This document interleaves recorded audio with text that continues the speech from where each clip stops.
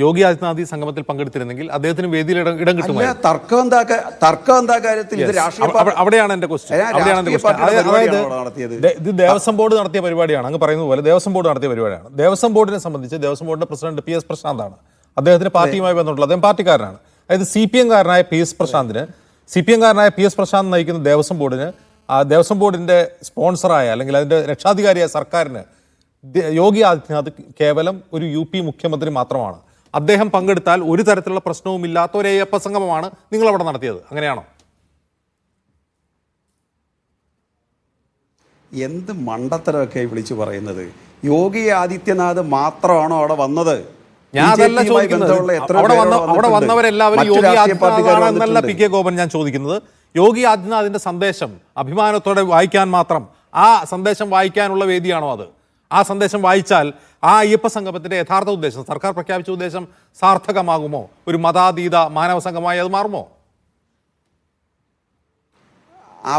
അവിടെ യോഗി ആദിത്യനാഥിനെ BJP നേതാവായിട്ടല്ല statement അയച്ചിരിക്കുന്നത്, മുഖ്യമന്ത്രിയായിട്ടാണ് statement അയച്ചിരിക്കുന്നത്. നമ്മുടെ രാജ്യത്തൊരു മുഖ്യമന്ത്രി ഇപ്പോൾ അതാണോ വലിയ പ്രശ്നം? സ്റ്റാലിൻ പങ്കെടുക്കുന്നു എന്ന് പറഞ്ഞ് സുപ്രീം കോടതി പോയി, ഹൈക്കോടതി പോയി, എല്ലാം തള്ളിക്കളഞ്ഞ് അവസാനം മറ്റു പലതും പറഞ്ഞ് ഇപ്പോൾ അത് ആഗോള അയ്യപ്പ സംഗമം മനോഹരമായിട്ട് നടന്നു കഴിഞ്ഞപ്പോൾ നിങ്ങൾക്ക് ഏറ്റവും കൂടുതൽ ഉയർത്തിപ്പിടിക്കാൻ പറ്റുന്നത് യോഗിയുടെ സ്റ്റേറ്റ്മെൻറ്റാണ്. യോഗി അതിന് പിന്തുണ പ്രഖ്യാപിച്ചു എന്നുള്ളത് RSSന് കൊടുത്ത മറുപടിയാണത്. RSS അതിനെ ഏറ്റവും കൂടുതൽ അല്ലെങ്കിൽ BJP ഏറ്റവും കൂടുതൽ ശക്തമായിട്ട് എതിർക്കുമ്പോൾ അവരുടെ നേതാവ് തന്നെ അതിന് സന്ദേശം അയച്ച് ആശംസിക്കുക എന്ന് പറഞ്ഞാൽ അതിനേക്കാൾ വലിയ പൊളിറ്റിക്കൽ ഇമ്പാക്റ്റ് വേറെ ഉണ്ടോ?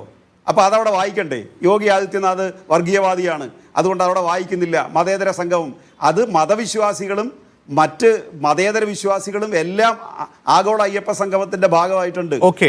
വർഗീയവാദിയായ യോഗി ആദിത്യനാഥിന്റെ സന്ദേശം അദ്ദേഹം UP മുഖ്യമന്ത്രിയാണ് എന്ന് പറഞ്ഞ് അവിടെ വായിക്കുന്നു. വെള്ളാപ്പള്ളി നടേശനെ മുഖ്യമന്ത്രി സ്വന്തം കാറിൽ കൊണ്ടുവരുന്ന അദ്ദേഹം സമുദായ നേതാവായതുകൊണ്ടായിരിക്കും, SNDPയുടെ നേതാവാണ്. ഓക്കെ, അപ്പോൾ ഇങ്ങനെയൊക്കെ ആയിക്കഴിഞ്ഞാൽ അവർക്ക് എന്ത് വർഗീയതയും പറയാം. അവരെന്ത് വർഗീയതയും പറഞ്ഞിട്ട് അവരുടെ സന്ദേശം നമ്മൾ ഈ സംഗമത്തിൽ വായിക്കും. അവരെ നമ്മൾ വാഹനത്തിൽ കൊണ്ടുവന്ന് ആനയിക്കും.